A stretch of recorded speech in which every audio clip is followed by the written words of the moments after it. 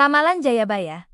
Ketika masa depan disumpahi leluhur, benarkah kehancuran negeri ini sudah diramalkan sejak ratusan tahun lalu? Dan kenapa sebagian ramalan Jayabaya terdengar seperti kutukan yang perlahan jadi kenyataan di balik kabut sejarah yang tebal dan penuh teka-teki? Ada satu nama yang terus berbisik dari balik masa lalu.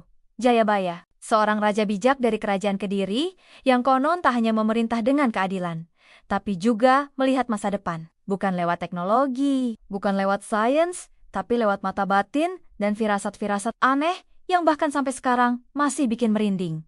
Dan yang paling bikin geger, sebagian ramalannya sudah terjadi. Dan sisanya, katanya tinggal nunggu waktu. Jayabaya bukan raja sembarangan. Ia dihormati bukan karena pedangnya, tapi karena kata-katanya. Karena katanya, ia bisa melihat zaman yang bahkan belum lahir. Zaman ketika kuda tak lagi berkaki, tapi beroda dan bersuara besi. Zaman ketika orang bisa melihat saudara dari jauh, lewat cermin ajaib. Zaman ketika raja-raja digantikan orang biasa yang pura-pura suci, tapi haus kuasa. Zaman sekarang, apa kita sudah masuk ke masa itu? Salah satu ramalan paling terkenal dari Jayabaya berbunyi, negeri akan dipimpin oleh orang kecil yang berdasi, berhati licik, lidahnya manis, tapi menusuk dalam diam. Gak usah jauh-jauh. Coba buka berita hari ini, lihat betapa mudahnya rakyat diadu domba.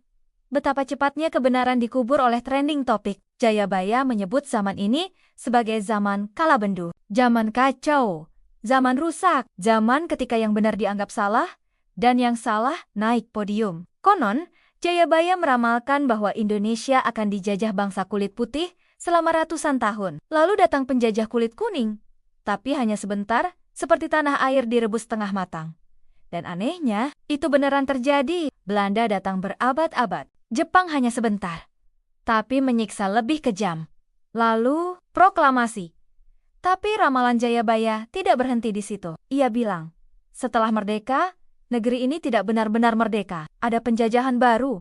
Penjajahan oleh bangsanya sendiri. Ini bagian yang bikin orang-orang takut. Karena menurut Jayabaya, akan datang satu masa di mana pemimpin hanya mencari untung. Rakyat dibiarkan lapar. Tanah dijual. Laut disewa, gunung ditambang sampai meleleh. Dan orang baik dibungkam dengan hukum. Zaman di mana harga diri lebih murah dari tarif parkir.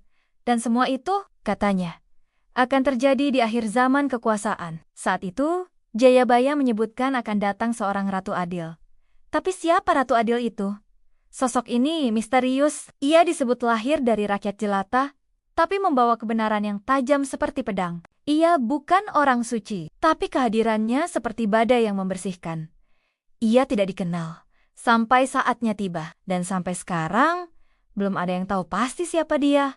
Atau mungkin dia belum lahir. Mungkin kita sedang menunggu orang yang tak akan pernah datang. Tapi tunggu, ada satu lagi ramalan Jayabaya yang sering disembunyikan. Kebenaran akan muncul dari arah timur. Ketika semua pintu sudah terkunci, langit akan terbakar, dan bumi akan menolak darah palsu.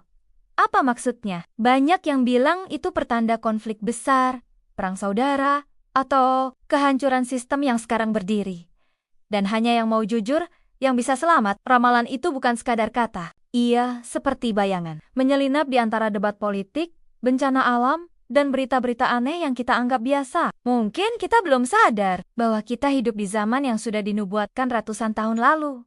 Mungkin Jayabaya bukan peramal, tapi penyair masa depan yang menulis dengan tangisan zaman. Dan sekarang, pertanyaannya tinggal satu. Apa kamu siap? Kalau sisa ramalannya mulai jadi kenyataan, jangan lupa like, subscribe, dan share video ini ke teman-temanmu. Sampai jumpa di video berikutnya.